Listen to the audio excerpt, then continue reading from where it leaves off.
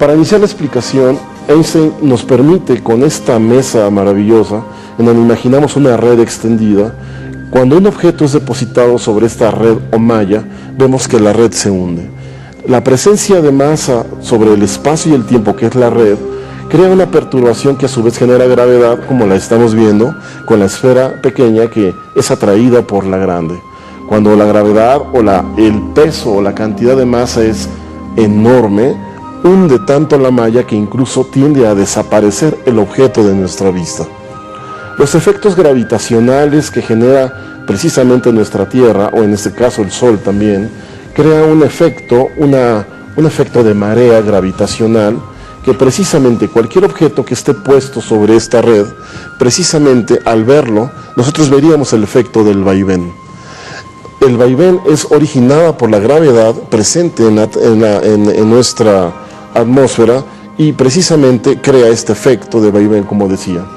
En electrodinámica cuántica, como vemos ahí en esta imagen, un anillo que está rodeado por un campo magnético genera esas famosas orejas, que si las hacemos girar dinámicamente, genera este famoso resorte electrodinámico, cuya incluso fórmula está ahí para calcular su efecto. Este efecto, que generan campos electrodinámicos girando sobre un eje, genera, como decía, este resorte que lo único que hacemos es sustituir al objeto arriba del resorte, y por eso es el efecto del vaivén vertical que estamos viendo en esa imagen. Precisamente esa fuerza se puede calcular sabiendo el peso del objeto a raíz de su dimensión. Se puede calcular con precisión de qué campo magnético estamos hablando para generar ese efecto. Un ejemplo sencillo para poder ver este principio es el siguiente. Tenemos una base hecha a base de 4 imanes puestos de una manera estratégica y hacemos girar un imán como el que acabamos de mostrar en la gráfica. Este está generando estas orejas magnéticas que al momento de pernoctar con los campos que están en la parte inferior generan un eje de rotación, como en este momento se estabiliza, y el roce de estas orejas magnéticas con el campo inferior inmediatamente genera el resorte electrodinámico, y ahí viene la sustentación y pueden ver el movimiento y el vaivén vertical. El vaivén horizontal va en función precisamente de los campos que genera el mismo objeto. Este objeto que estamos viendo tiene su ciencia. Puede verse que tiene su extremado diseño de cálculo para poder hacer este juguetito científico y hacerlo de precisión. El mismo objeto que estamos viendo en las imágenes, este objeto también tiene su ciencia, estamos hablando del OVNI, precisamente para calcular tanto su fuerza electrodinámica en su inferior como el campo para generar este mismo. Curiosamente, este efecto de campo electromagnético que rodea este objeto para generar estos fenómenos, estos efectos de sustentación en nuestro medio, que está rodeado a su vez por un campo magnético del planeta, está generando a su vez una esfera invisible para nosotros a simple vista, en ciertas ocasiones, que se compone precisamente de esta imagen. O sea, así se ordenan los electrones libres que están alrededor de un campo magnético. Es un ordenamiento de electrones libres. Así es. Cuando estos se hacen presente y están de una manera dinámica, crean un efecto de luminosidad debido a que la fricción de un campo que estamos viendo que está rodeando al objeto con el campo magnético de la Tierra crea una frecuencia de onda. Esa frecuencia se manifiesta también en luz, y cuando la frecuencia es alta vemos al objeto de color blanco. Cuando la frecuencia es más baja tiende a irse hacia el color rojo. Evidentemente los efectos que presenta y genera un campo que está rodeando un cuerpo de esa naturaleza, o sea un campo magnético, son muy variados y los veremos en un momento.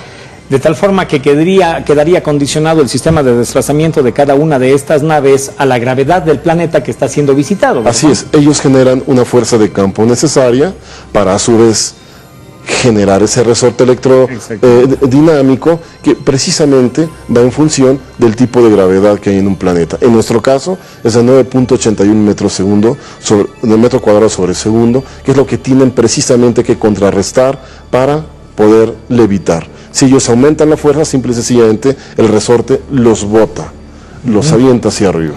Bien, De esta forma hemos tenido una primera explicación sobre el sistema de navegación o desplazamiento de estas naves. Al regresar, una segunda explicación sobre este mismo tipo de desplazamiento. Estamos presentando México, los ovnis y la ciencia.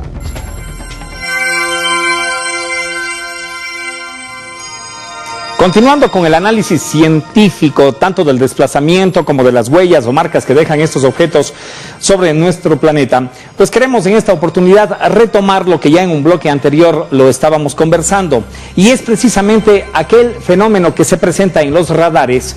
Quienes manejan los radares no pueden observar en muchas ocasiones el eco o la traza del objeto desplazándose en el espacio, y en otras ocasiones sí observan la traza, pero no al objeto. Entonces, ahora sí podremos retomar, mi querido Rodolfo, y nos podrías explicar sustantivamente en qué consiste. Bueno, como no, Jaime, de hecho, pues yo creo que ahora sí ya nos vamos a entender. Si un objeto rodeado de este campo tan intenso electromagnético perturba el espacio y tiempo de tal forma que lo hunde, evidentemente en ese momento el público entenderá que si lo perturba demasiado se hunde de tal forma que se sale de nuestra vista visual, de nuestra vista lineal. ¿Querrías decir que están creando una atmósfera propia dentro de nuestra atmósfera? Estarían formando una especie de hoyo en la continuidad de nuestro espacio y tiempo. Hace cuenta que pesan demasiado en esta malla imaginaria que tienden a hacer elástica la malla y a hundirla. Ellos se hunden con esta malla, evidente, ellos son los que la provocan, y los que estamos parados viendo el objeto en nuestra visual lineal, simple y sencillamente desaparecen de nuestro campo. Listo. Muy bien, pero también ¿qué pasaría si nosotros mandamos una señal de eco?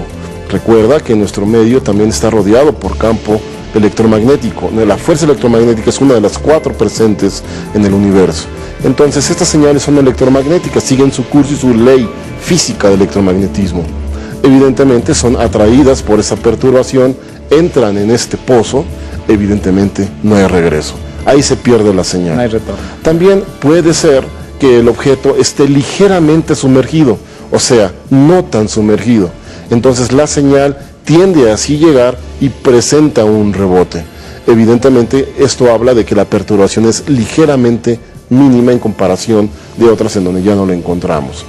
También la ciencia de la comunicación, estamos hablando desde el punto de vista técnico, habla de densidades de señales.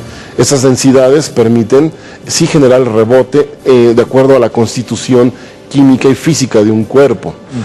Cuando es demasiado densa la señal, evidentemente, y menos denso el objeto, no rebota precisamente la señal. El efecto del eco en función también de la densidad de señal y la densidad de objeto que se está o que se quiere registrar como eco. Evidentemente también hay una relación de esto. Y el otro efecto es cuando el campo de ionización es muy intenso, funciona como un conductor, como yo explicaba. Es atraída la señal como es atraída la vela y simple y sencillamente continúa su viaje sin ninguna perturbación y no da un eco.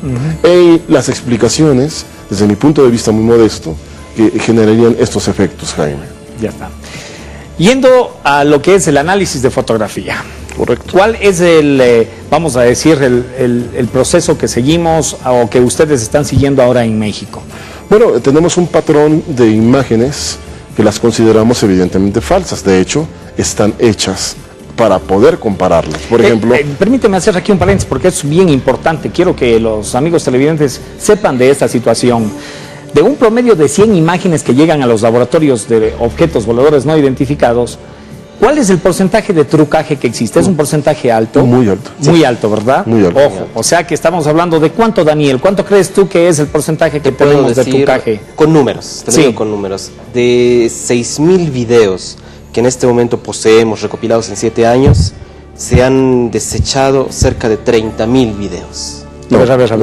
¿Cómo, más o menos. Si tienes 6.000, ¿cómo desechas 30.000? De un universo de 30.000, hemos solamente aceptado 6.000. Ah, eso sí. O sea, el resto, de 30.000 videos que llegaron al laboratorio, no solamente 6.000 son los que hasta el momento han pasado. Podemos decirlo de esa forma, ese promedio aproximado. Bueno, pues estamos hablando de un porcentaje bastante alto, ¿no? Un 70%. De esta forma, ustedes pueden ver, amigos televidentes, que no, pues todo video que también se capta ya es... Pasado a números, estamos hablando de un 20%, favorable y un 80% descartado. Un 20% favorable. Esto no significa que no se trate de ovnis necesariamente, significa que no reúnen condiciones mínimas para ser analizables y en muchos casos sí hay falsos, trucos completamente hechos a propósito por personas que evidentemente tal vez buscan un poco de fama o protagonismo, algo de despistar algo. Esto lo vamos a tocar más adelante. Sigamos Sí, con el asunto. el análisis sirve para detectar eso. Ya. Tenemos una base de datos en donde hemos filmado globos, luces, focos, en donde precisamente hemos hecho el análisis de video preciso y lo hemos comparado con objetos que nos reportan como tal. Presentaremos en las siguientes imágenes precisamente objetos auténticos, pero también presentaremos un objeto falso. Vamos a y ver. podrán ver toda la Corramos el diferencia. video, por favor, y analicemos esto. Estas imágenes son importantes porque demuestran, tanto como decía bien Rodolfo, objetos que son reales, que han sido no solamente en uno, sino en muchos laboratorios, no solo en México, sino en Alemania, Estados Unidos, Italia, han sido analizados de diferentes lugares. Aquí estamos Sí, viendo Rodolfo. de Alemania Cuando y quieras. de Ciudad Juárez. Pueden ver, por ejemplo, ese efecto luminoso abajo de este objeto, del primer objeto a mano izquierda. Aquí tienes un efecto doble, uno de ionización y la presencia del efecto del resorte electrodinámico que ya explicamos hace un momento. También, por otro lado, puedes ver en el contraste de densidades, puedes ver precisamente que se trata de dos cosas diferentes. El objeto está en una densidad y el efecto que genera es otra, punto. Estamos hablando de dos cosas en diferente densidad generada por el mismo objeto. Aquí podemos ver que en la parte superior del objeto tenemos el reflejo del sol, como a su vez en la parte superior de los árboles. Entonces estamos dando evidencia, como se pueden ver los colores, que están en el mismo plano y que evidentemente están los dos al mismo tiempo. Ya está. En esa toma. Por otro lado, podemos ver aquí un estudio de contornos, donde lo que se está viendo no es el contorno del objeto, sino el contorno del campo del objeto. El objeto está dentro de ese contorno, como pueden verse las estrías que están precisamente en Es un esta espectro de imagen. temperatura, ¿no? Este sí es un espectro térmico. Por ejemplo, veamos este caso. Nos presentan este objeto como un objeto, un ovni que fue captado. ¿Fotografía o video? Así es. Fotografía. Aquí debemos aclararse. Ya. Bueno, entonces empieza su estudio, se hace el acercamiento conveniente, después de la digitalización, por supuesto, Ya. y podemos ir observando ya algunos detalles al respecto. ¿Qué detalles son interesantes? Bueno, ahorita van a ver con más precisión cuando empecemos a hacer los relieves y la cromatografía, lo que vamos encontrando. Se puede ver que efectivamente el objeto es auténtico, está en relieve en primer plano, sobre todo el plano de estudio. Refleja la luz, tiene la sombra en los lugares correctos, está ahí, el objeto está ahí en este momento. Estas fotografías fueron llevadas por una persona, aquí sí debo hacer justicia, la persona no sabía de qué se trataba, vio el objeto y lo fotografió, le pareció interesante y lo llevó precisamente para su análisis, no para decir, miren un ovni, Claro, sino no porque busca el protagonismo, él está quería interesado saber de en qué se conocer, trataba. ¿no? En investigar. Exactamente. Perfecto. ¿Qué estamos haciendo aquí, Rodolfo? Lo que estamos haciendo es un acercamiento digitalizado para ahorita a ver unas imágenes interesantes. O sea, lo que vamos a hacer es que vamos a hacer un contraste de densidades y vamos a poder notar algunas peculiaridades que nos llevan a determinar prácticamente en primera instancia si el objeto es auténtico o no. Por ejemplo, podemos ver en ese momento que el objeto está rodeado de diferente densidad. Pueden ver arriba que la densidad es diferente a la de abajo y además está en posiciones diferentes. Lo rojo está hacia adentro del objeto y la densidad de arriba está hacia afuera del objeto. Estamos hablando de un objeto que tiene calor abajo y evidentemente está haciendo un contraste térmico en la parte superior. Podemos ver lo que es el estudio de límites, donde hay un halo alrededor de este objeto que está señalando precisamente que está despidiendo energía. Pero la energía que está ahí contrastada no es la misma ni uniforme en todo el objeto, cosa que no sucede en los ovni. Luego entonces estamos determinando que el objeto que presenta energía en la parte inferior es calor, ese calor es provocado por un fuego interno y entonces estamos llegando a la conclusión de lo que acabamos de ver es un globo y lo que se fotografió en ese momento. Un globo de estos globitos de Cantoya que son soltados en las ferias, muy característico en los pueblos de México. La diferencia entre, vamos a decir, la proyección o el análisis entre lo que sería un globo y un objeto volador, ¿cuáles serían los contrastes? O sea, ¿cuáles serían las grandes diferencias que tendríamos ya? Los campos que están en la parte inferior generan un eje de rotación, como en este momento se estabiliza, y el roce de estas orejas magnéticas con el campo inferior inmediatamente genera el resorte electrodinámico y ahí viene la sustentación y pueden ver el movimiento y el vaivén vertical. El vaivén horizontal va en función precisamente de los campos que genera el mismo objeto. Este objeto que estamos viendo tiene su ciencia. Puede verse que tiene su extremado diseño de cálculo para el objeto de nuestra vista. Los efectos gravitacionales que genera precisamente nuestra Tierra, o en este caso el Sol también, crea un efecto de marea gravitacional que precisamente cualquier objeto que esté puesto sobre esta red, precisamente al verlo, nosotros veríamos el efecto del vaivén. El vaivén es originada por la gravedad presente en nuestra atmósfera y precisamente crea este efecto de vaivén, como decía. En electrodinámica cuántica, como vemos ahí en esta imagen, un anillo que está rodeado por un campo magnético genera esas famosas orejas, que si las hacemos girar dinámicamente, genera este famoso resorte electrodinámico, cuya incluso fórmula está ahí para calcular su efecto.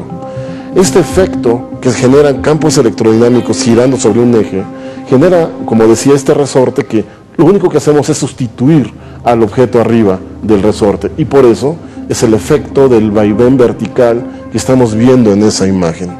Precisamente esa fuerza se puede calcular sabiendo el peso del objeto a raíz de su dimensión. Se puede calcular con precisión de qué campo magnético estamos hablando para generar ese efecto. Un ejemplo sencillo para poder ver este principio es el siguiente. Tenemos una base hecha a base de 4 imanes puestos de una manera estratégica y hacemos girar un imán como el que acabamos de mostrar en la gráfica.